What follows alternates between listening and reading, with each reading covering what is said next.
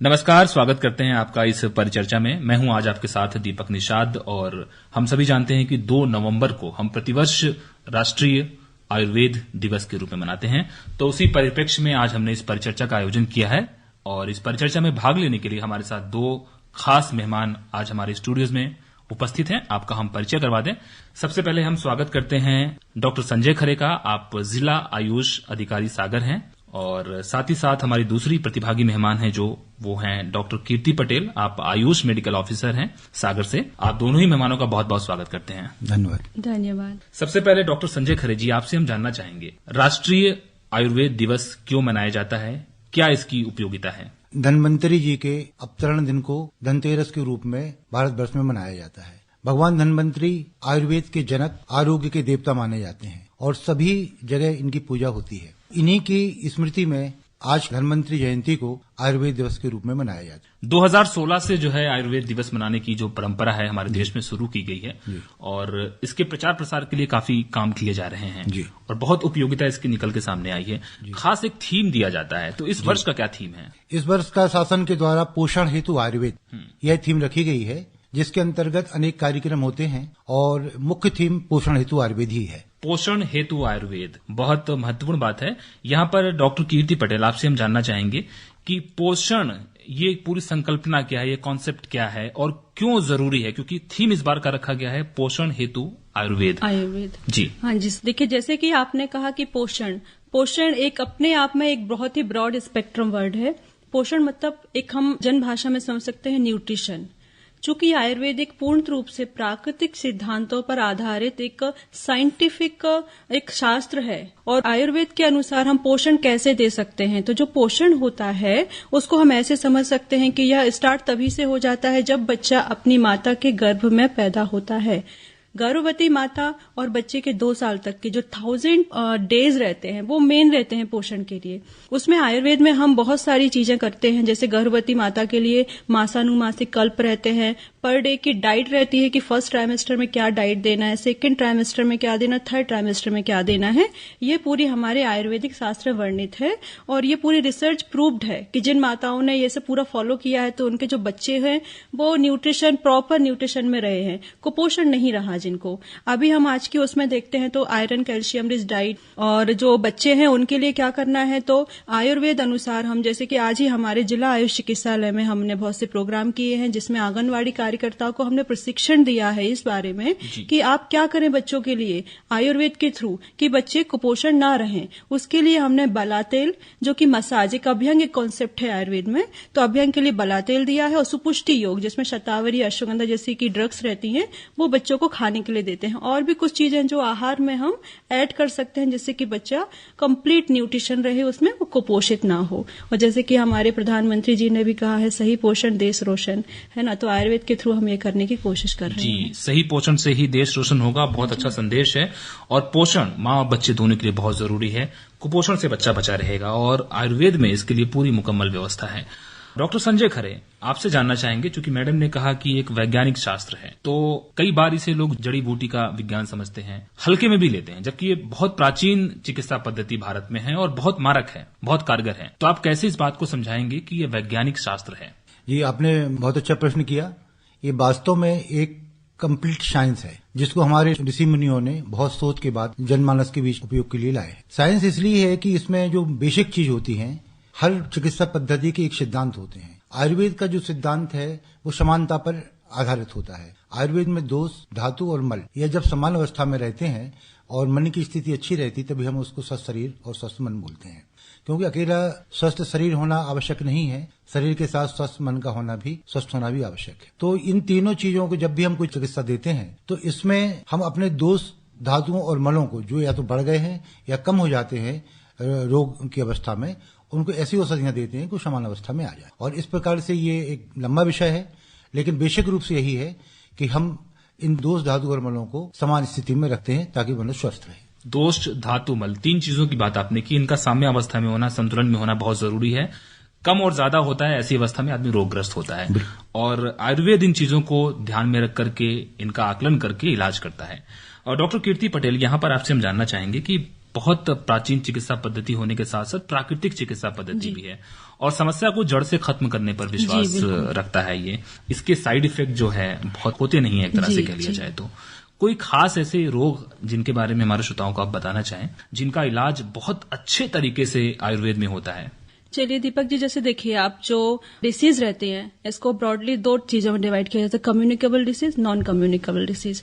जो non communicable disease है, जैसे कि जो मेटाबॉलिक डिसऑर्डर है, जो आजकल चिकित्सा विज्ञान के लिए वाकई में एक चुनौती बने हुए हैं, उसमें से कुछ डिसीज है जिनके लिए आयुर्वेद में काफी अच्छा ट्रीटमेंट है, जिसमें कि होता है डायबिटीज, आम बात, high BP, high blood pressure, उच्च रक्तचाप, थायराइड, जो आजकल आप देख रहे होंगे बहुत से लोगों में थायराइडिज्म देखने को मिल रहा है, पाइल्स, वात रोग, वार्धक्य जन्य रोग हैं, गर्भिणी को होने वाले रोग हैं, बच्चों को होने वाले रोग हैं, एनीमिया, स्थौल्य, पीसीओडी। आपने सुना होगा 90% लड़कियां आजकल जो हमारे पास आती हैं पीसीओडी, पॉलीसिस्टिक ओवेरियन डिसऑर्डर से ग्रसित होकर आती हैं। इन सब के लिए आयुर्वेद में काफी अच्छे ट्रीटमेंट हैं। इसके अलावा एक चीज और बताना चाहूंगी, आजकल जो हमारे पास पेशेंट जो आते हैं पोस्ट कोविड वीकनेस के काफी सारे पेशेंट आ रहे हैं, तो इनमें आयुर्वेद अच्छा काफी। कोविड के ऊपर हम और विस्तार से चर्चा करेंगे आगे कार्यक्रम में। अभी डॉक्टर संजय खरे जी, आपसे हम जानना चाहेंगे कि आयुष विभाग द्वारा बहुत सारी गतिविधियां होती हैं, बहुत लोगों को पता भी नहीं होता है कि किस आयुर्वेद चिकित्सक के पास जाएं, परामर्श लें। तो गतिविधियों के बारे में, आयोजनों के बारे में और शासकीय योजनाओं के बारे में खासकर हमारे श्रोताओं को कुछ बताइए आप। जी, ये मध्य प्रदेश शासन के द्वारा भारत सरकार के सहयोग से अपने सागर जिले के अंतर्गत या पूरे मध्य प्रदेश में ही आयुष से संबंधित बहुत सारी योजनाएं चल रही हैं, जिसमें सबसे पहले है health and wellness centre. Actually ये एलोपैथिक साइड में भी है और आयुर्वेद साइड में। इनका मुख्य उद्देश्य होता है, मैंने पहले बताया कि आयुर्वेद में जो मुख्य सिद्धांत होता है उसमें चिकित्सा करने के अलावा मनुष्य को स्वस्थ रखने का भी पहला प्रयास रहता है, और उसी पहले प्रयास को दृष्टिगत रखते हुए शासन के द्वारा HWC केंद्रों की स्थापना की गई। अभी अपने 11 सागर जिले के अंदर हेल्थ एंड वेलनेस सेंटर चालू हो चुके हैं, इनके भवन निर्माण भी हो चुके हैं और ये गतिविधियां चालू हैं। इसमें एक योग प्रशिक्षक का नियुक्त किया गया है जो प्रतिदिन योग क्रियाएं कराता है, जिससे योग के द्वारा अपना हेल्थ को प्रत्येक व्यक्ति अपना देखभाल कर सके। दूसरी बात है कि वहां पर एक चिकित्सक भी होता है, वो चिकित्सक पूरा उसका हेल्थ का रिकॉर्ड रखता है और आवश्यकता पड़ने पर जो भी औषधियां होती हैं उनको प्रदान करता है। ये सारी चीजें HWC केंद्र के अंतर्गत होती हैं। केंद्र सरकार की योजना है जो मध्य प्रदेश में भी लागू है और धीरे धीरे HWC केंद्र की संख्या लगभग सभी जगह हो जाएगी। दूसरा एक होता है आयुष ग्राम।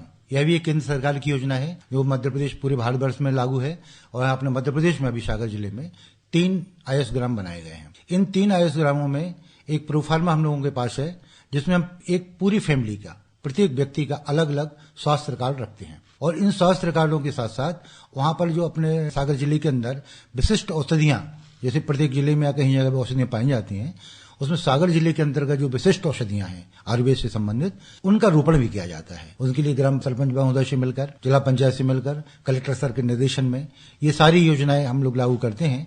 क्योंकि अभी बहुत प्रारंभिक स्थिति में अभी आयुष ग्राम बने हैं, अभी 1 साल ही हुआ है और कोविड की वजह से वो सर्वे भी पूर्ण नहीं हो पाया है, लेकिन अभी शासन के निर्देश आए हुए हैं और ये काम इसी महीने से प्रारंभ कर दिया गया है। तो ये दूसरा है। तीसरा होता है औषधीय पौधों का रोपण। ये भले ही वो आयुष ग्राम हो या आयुष ग्राम ना हो, लेकिन शासन की ऐसी मंशा है कि प्रत्येक औषधालय में जो हमारे जिले के अंदर औषधियां पाई जाती हैं, वो प्रत्येक औषधालय में वो पौधे रोपित हों। इसके लिए शासन ने जहां भी जगह खाली है, कई बार हमारे लोगों के औषधालय ऐसे हैं कि वहां जगह नहीं है, इसलिए स्कूलों में, पंचायत भवनों में या कोई सार्वजनिक ऐसा स्थान है जहां पर हम ऐसे पौधों को लगा सकते हैं, जैसे मंदिर मस्जिद के आसपास कहीं भी अगर कोई स्थान है तो वहां भी हम औषधीय पौधों का रोपण करते हैं। तो पहले शुरुआत 16 औषधीय पौधों की एक सूची आई थी, उसके अनुसार हम लोगों ने पौधे लगाए हैं, लेकिन बाद में हमारे चिकित्सकों ने अपने प्रयासों से उसको काफी संख्या में बढ़ा दिया है, और लगभग हमारे जितने भी आयुर्वेद जिले के अंदर डिस्पेंसरियां हैं, उन सबके अंदर कम से कम 16 पौधे आपको या तो गमलों में मिलेंगे या आसपास कहीं पे उन्होंने लगाए हैं, जिसकी देखभाल की जा रही है।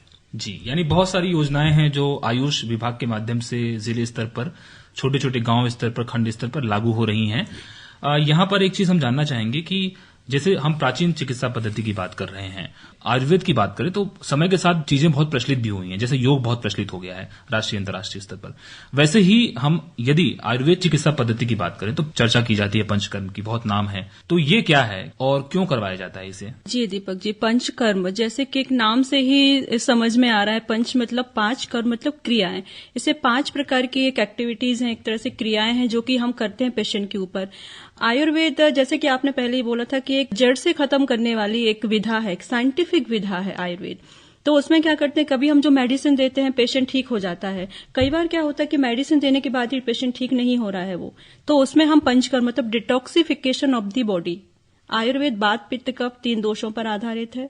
आयुर्वेद में माना जाता है कि ये पूरा दिनचर्या ऋतुचर्या बताई गई है। जो ऋतुचर्या है उसमें 6 ऋतु बताई गई हैं।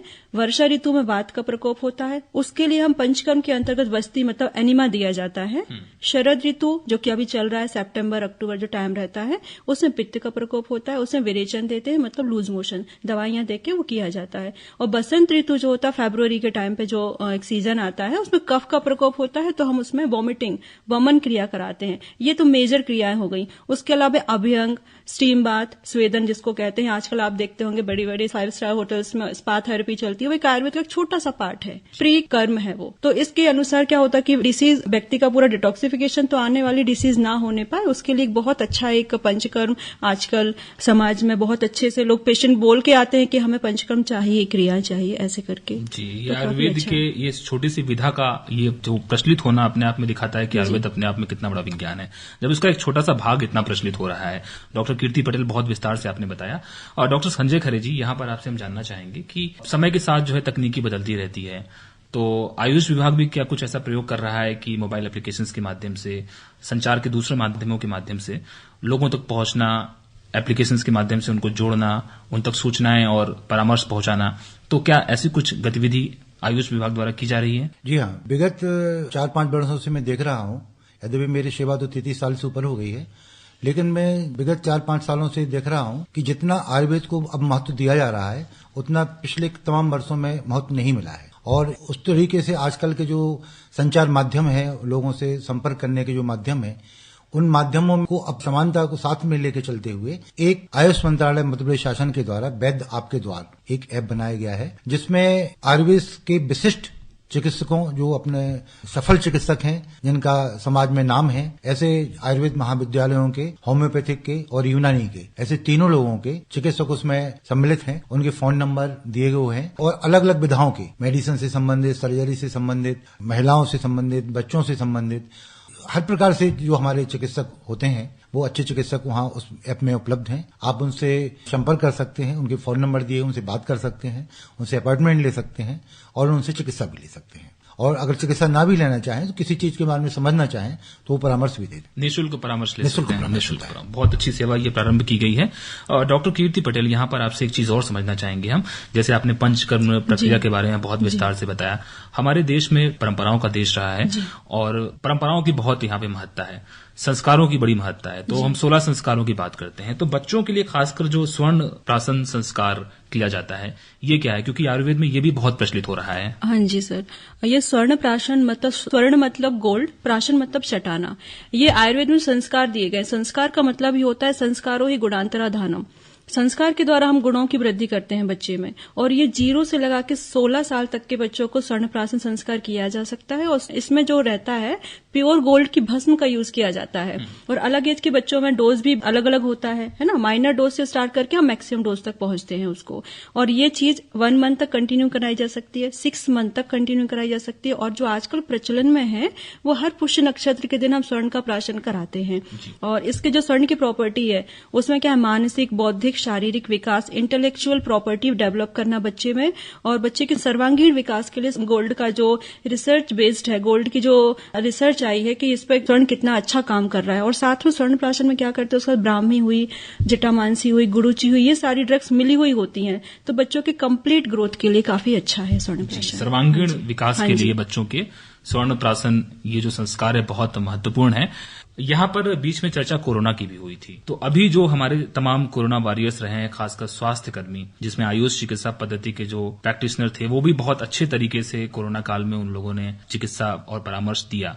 तो डॉक्टर संजय खरे जी, चूंकि आप हेड हैं, जिला आयुष अधिकारी हैं, आपसे हम जानना चाहेंगे कि कोरोना काल में क्या चुनौतियां थी और आयुर्वेद ने कैसे उसका मुकाबला किया। दुर्भाग्य में भी एक सौभाग्य का समय आयुर्वेद के लिए रहा कि इस समय आयुर्वेद चिकित्सकों को अपने समाज की सेवा करने का सौभाग्य प्राप्त हुआ। और इसके लिए मैं अपने जिला प्रशासन, कलेक्टर सर को और उनसे जुड़े हुए प्रशासन से जुड़े हुए सभी अधिकारियों को बहुत बहुत धन्यवाद देना चाहूंगा कि उन्होंने आयुर्वेद के चिकित्सकों को इस प्रकार के अवसर प्रदान किए ताकि उन्हें अपने समाज सेवा का मौका मिला। तो सबसे पहले इसमें प्रशासनिक लेवल पे भी जो RRT टीमें बनी थी, कोविड के लिए अन्य जगह जो ड्यूटी लगाई गई थी उसमें आयुर्वेद चिकित्सकों की ड्यूटियां लगाई गई और उन्होंने बहुत बेहतर काम किया। कोविड कंट्रोल कमांड सेंटर में भी पूरे आयुर्वेद चिकित्सक लगे हुए थे। इसके अलावा हमारे जो क्वारंटाइन सेंटर बने हुए थे उन क्वारंटाइन सेंटर में आयुर्वेद चिकित्सक ही प्रमुखता से थे। यद्यपि एलोपैथिक चिकित्सक और अन्य चिकित्सकों का सहयोग हमारे पास लगातार बना रहता था, लेकिन प्रमुख रूप से आयुर्वेद चिकित्सकों की भूमिका रही। जिसे जिला प्रशासन ने उन्हें प्रशस्ति पत्र देकर, मध्य प्रदेश शासन ने प्रशस्ति पत्र देकर और उनको सराहा गया है और ये बहुत अच्छा कार्य हुआ है। इसके अलावा मध्य प्रदेश शासन की ओर से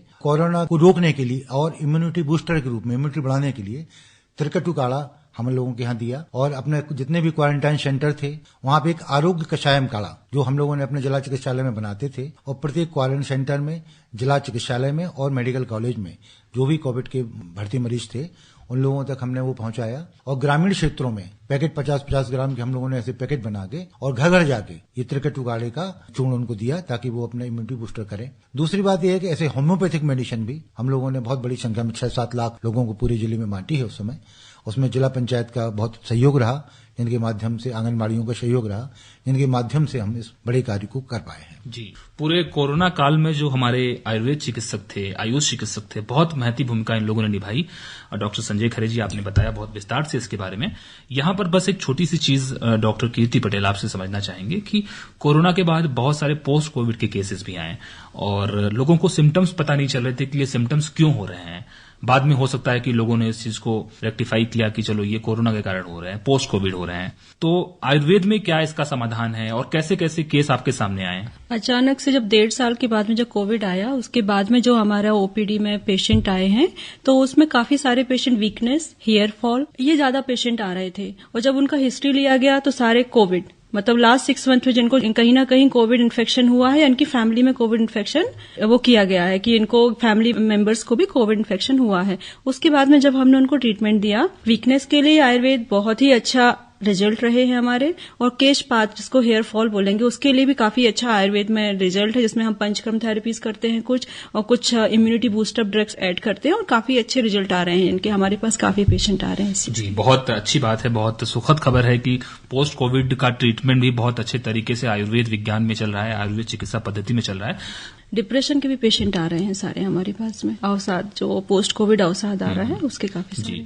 कोरोना काल में तो डिप्रेशन के पेशेंट आ ही रहे थे, उन लोगों का भी बहुत अच्छे तरीके से काउंसलिंग किया गया।